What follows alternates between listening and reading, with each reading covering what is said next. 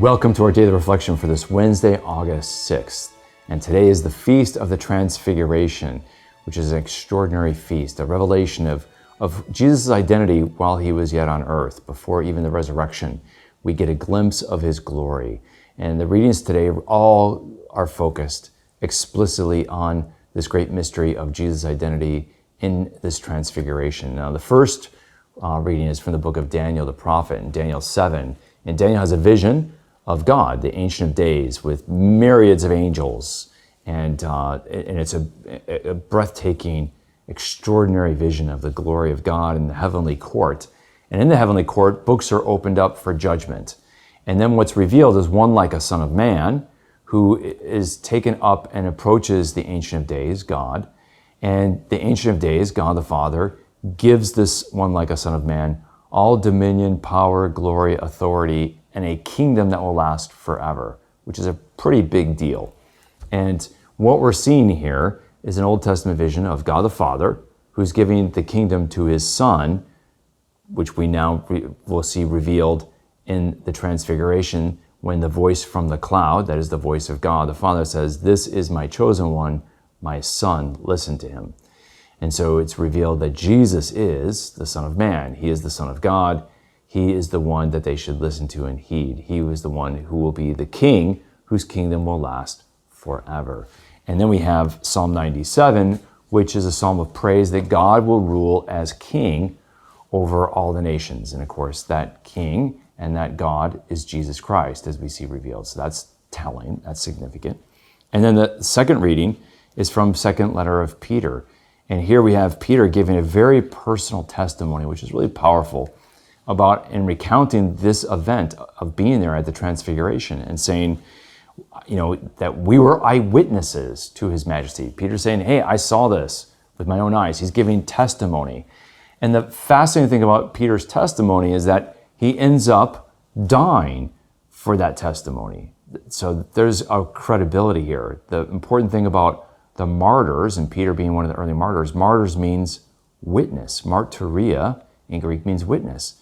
And in a sense, he's a witness. He testifies, and we can trust his testimony because Peter wasn't a liar making up stories about Jesus, because he was willing to lose everything, and not only honor and freedom and money and possessions and comforts, but his own life, believing and trusting in Jesus.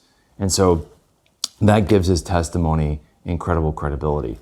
And he goes on saying, we ourselves heard his voice. We were eyewitnesses. We heard him. We saw him. We heard him. And you would do well to be attentive to it, because this will be like a lamp to guide you through darkness. And that testimony should be a lamp for us and for our feet. And then we get to the gospel story. We get the gospel telling us from the Gospel of Luke chapter 9, the story of the Transfiguration, that a cloud comes, Moses and Elijah speak to Jesus. And notice you have to have two witnesses according to the Torah to bear witness. And what better witnesses to bear witness to Jesus than Moses, who represents the Torah, the giver of the law, and Elijah, the greatest of all the prophets. And so you couldn't have two better witnesses to give testimony to Jesus as the Son of Man, as the King of Kings, as the Lord of Lords. And so what's beautiful here is Moses and Elijah. Now, of course, Elijah was taken up in the fiery chariot, and Moses had always wanted to see the promised land. And now Moses is taking body and soul here to the Mount of Transfiguration in northern Israel. And he gets to be in the promised land for the first time. So that's a beautiful thing if you think about that subplot to the story. And then the voice from the cloud, that is the God the Father, says, "This is my chosen Son," which is a quote, by the way, from Isaiah 42, verse 1, the servant song. And "listen to him," which is a quote from Deuteronomy 18, verse 18 and 19, where God says, "I'm going to send a servant like Moses later, and you should listen to him, obey him."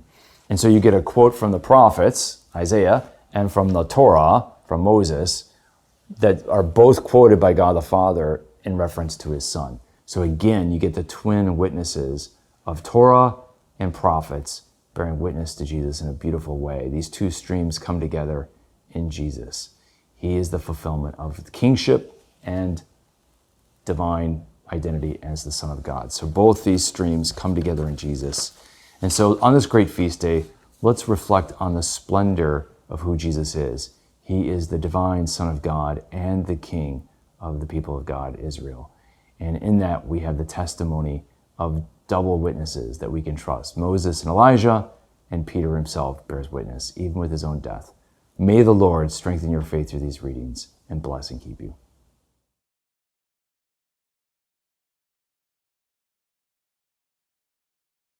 This daily reflection is brought to you thanks to the generous support of the Mission Circle. Join the Mission Circle to help Catholics worldwide understand, live, and share their faith. Sign up at missioncircle.org today.